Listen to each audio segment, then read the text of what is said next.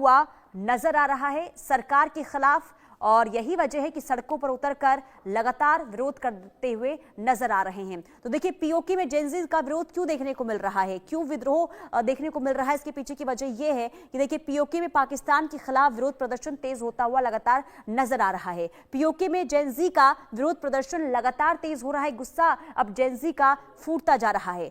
पाकिस्तान के खिलाफ छात्रों का हल्ला बोल देखने को मिल रहा है, और जो छात्र हैं सड़कों पर उतर आए हैं। शहबाज और पाक आर्मी के विरोध में आंदोलन अब छात्रों ने तेज कर दिया है। मुजफ्फराबाद, मीरपुर, रावलकोट में विरोध प्रदर्शन है और यहां की स्थिति बेहद खराब इस वक्त नजर आ रही है। पीओके में जेनजी खुलकर बगावत पर उतर आई है और सरकार के खिलाफ नारेबाजी भी जो छात्र हैं करते हुए नजर आ रहे हैं। मुनीर ने छात्रों पर गोलियां तक चलवा दी है।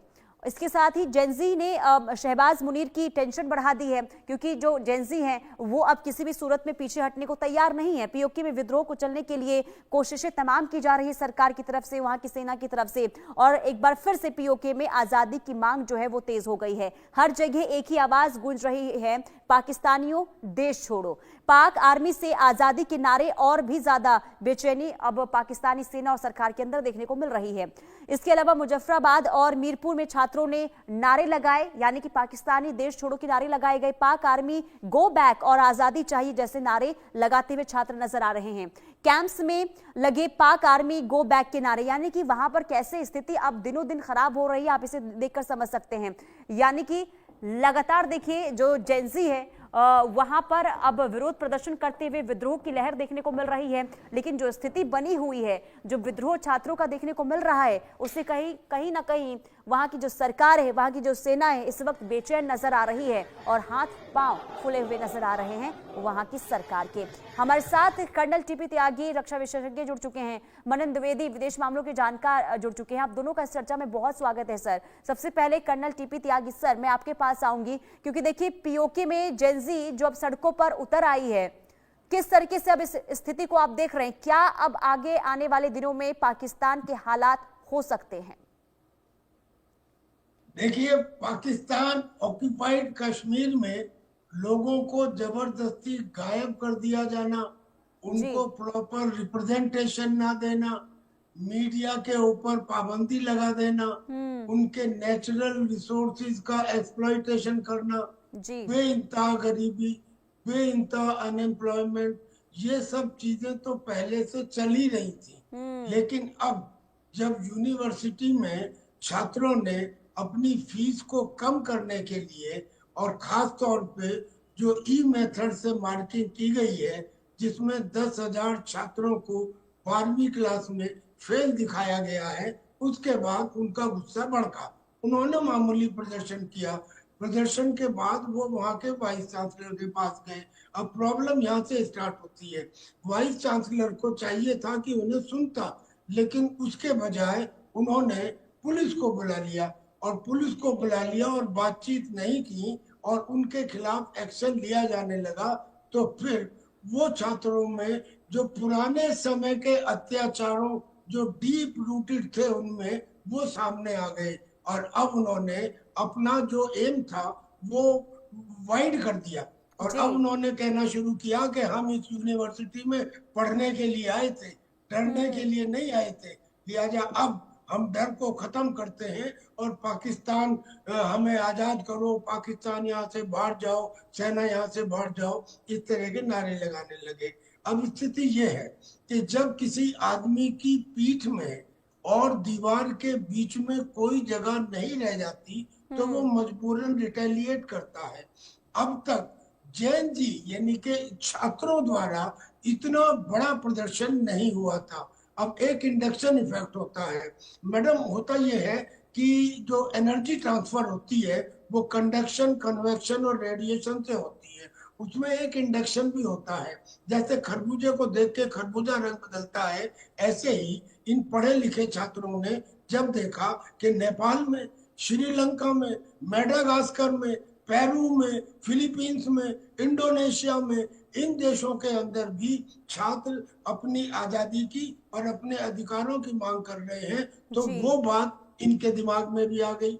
और अब यहाँ पे करीब करीब जेन जी टाइप यानी कि नई पीढ़ी के द्वारा आंदोलन प्रारंभ हो चुका है। अब ये आंदोलन अगर वो किसी तरह से दबाने की कोशिश भी करे तो इसलिए नहीं दबा पाएंगे क्योंकि पाकिस्तान हर तरफ से घिरा हुआ है, चारों तरफ से घिरा हुआ है। इस वक्त तहरीके तालिबान पाकिस्तान ने वहां के स्कूलों में से जिना के फोटो उतरवा दिए हैं। बलूचिस्तान के अंदर नई चौकी बना ली गई है। अफगानिस्तान ने अपना ऐसा शक्ति प्रदर्शन किया है, उनको जो जिन्हें ये जाहिल समझते थे वो लोग एक नई यूनिफॉर्म में आके अपने हेलीकॉप्टर, ड्रोन और कॉम्बैट एयरक्राफ्ट के साथ प्रदर्शन कर रहे हैं। और इधर हिंदुस्तान की त्रिशूल एक्सरसाइज तो चल ही रही है, जिसमें navy, India army, navy, air force तीनों का इंटीग्रेशन है। यानी कि अब ये जो इनका प्रदर्शन है पीओके में, ये कंपाउंड इफेक्ट हो गया है, यानी कि अकेले का नहीं है, इनके साथ पाकिस्तान में और जगह भी जो विद्रोह हो रहे हैं उनकी भी सिंपैथी होगी। अब इतना सब कुछ होने के बाद जो जम्मू एंड कश्मीर की जॉइंट अवाम एक्शन कमेटी है वो भी विचार कर रही है और वो भी इनके साथ जुड़ेगी। तो अगर वो भी इनके साथ जुड़ती है तो फिर एग्जैक्टली वैसा ही होगा जैसे नेपाल में हुआ, यानी कि पहले छात्रों का, उसके बाद में बचे हुए। बिल्कुल, और नेपाल की जो स्थिति पूरी दुनिया ने देखी और हो सकता है कि यही वजह है कि अब वहां की जो सरकार है बेचैन नजर आ रही है। लेकिन मनन द्विवेदी सर, ये समझाइए, क्योंकि देखिए हर बार पाकिस्तान के अंदर ये देखने को मिलता है कि अगर कोई भी पाकिस्तान सरकार और वहां की सेना को लेकर अगर आवाज उठाता है तो आखिर क्यों दबाने की कोशिश की जाती है? इससे पहले भी पीओके में जब वहां की जनता सड़कों पर उतरी थी महंगाई की मार को लेकर, जो वहां पर उनके साथ दुर्व्यवहार किया जाता है, और उस समय भी हमने देखा था किस तरीके से सरकार ने कार्रवाई की थी, यानी कि उनको दबाने की, उनके आंदोलन को दबाने की कोशिश की गई। और अब जेनजीज के साथ भी सरकार वही करती हुई नजर आ रही है। देखिए, इसमें हम ये पाएंगे यहाँ पर कि हमको थोड़ा इतिहास में जाने की नीड है, जरूरत है, क्योंकि हम ये बात देखेंगे कि 1971 में जो बांग्लादेश में इंडिया बांग्लादेश का जो संघर्ष हुआ, भारत ने अपनी मुक्ति वाहिनी के थ्रू जाकर ढाका को आजाद कराया। तो वहां पर भी एक चीज हमारे सामने बिल्कुल दिमाग में कौंधती है, वो ये है कि ढाका यूनिवर्सिटी में किस तरीके के अत्याचार जेनजी पे हुए, छात्रों पे हुए।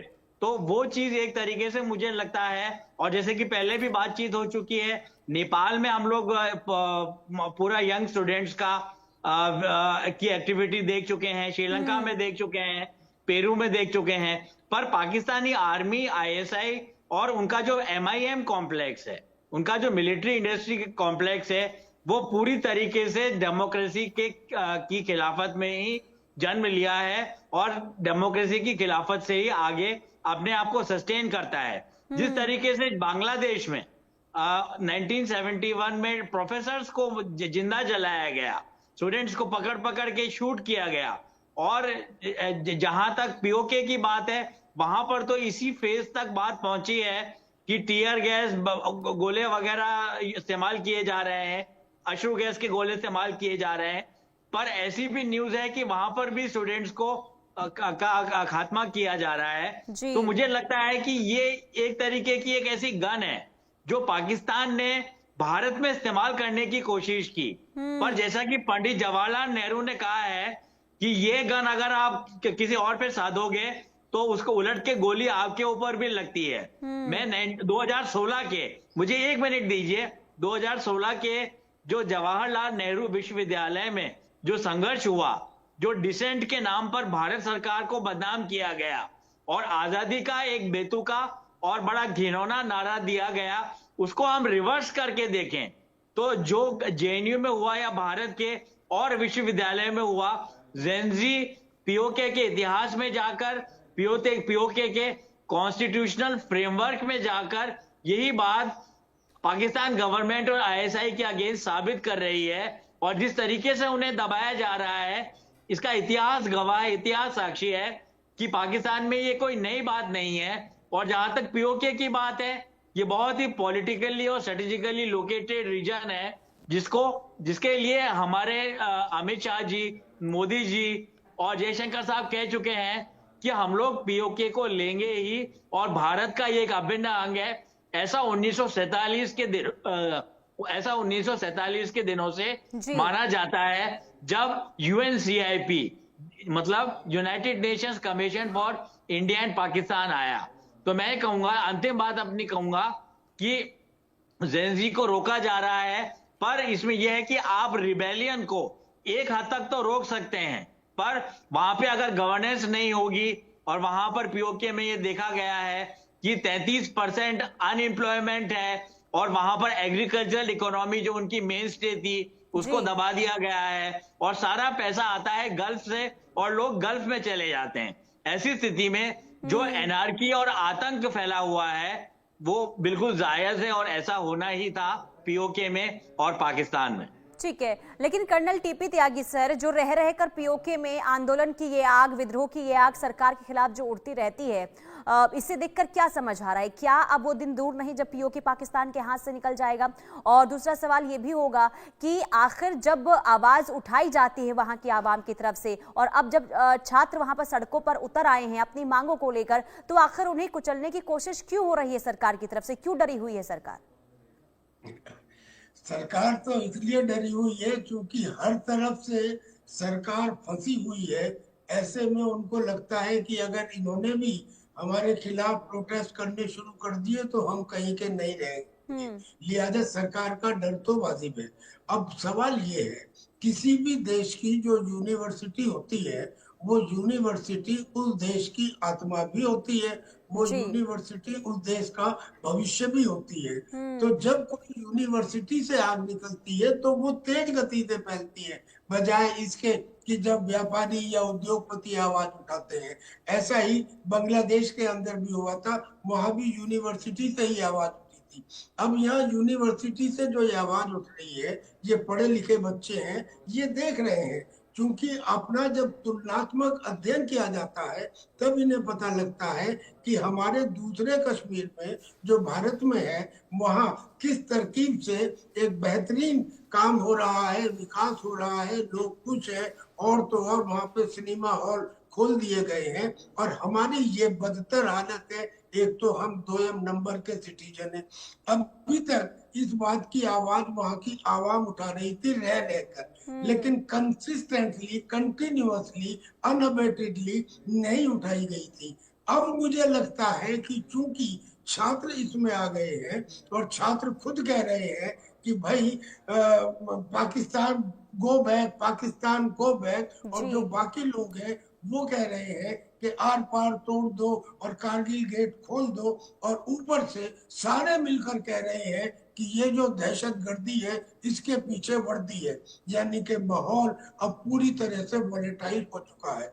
यही कारण है कि हिंदुस्तान ने भी इसके ऊपर कमेंट करते हुए ये कहा है कि पीओके के अंदर सिविल लिबर्टीज को पूरी तरह से ताक पर रख दिया गया है। लिहाजा अब इसके ऊपर इंटरनेशनल कम्युनिटी भी ध्यान दे, मैं समझता हूँ। और इतना ही नहीं, जैसे मेरे काबिल को पैनलिस्ट ने कहा कि भाई इतना ही नहीं कि केवल आंसू गैल के गोले छोड़े हो या उन्होंने लाठी चार्ज किया हो, उन्होंने गोलियां भी चलाई है।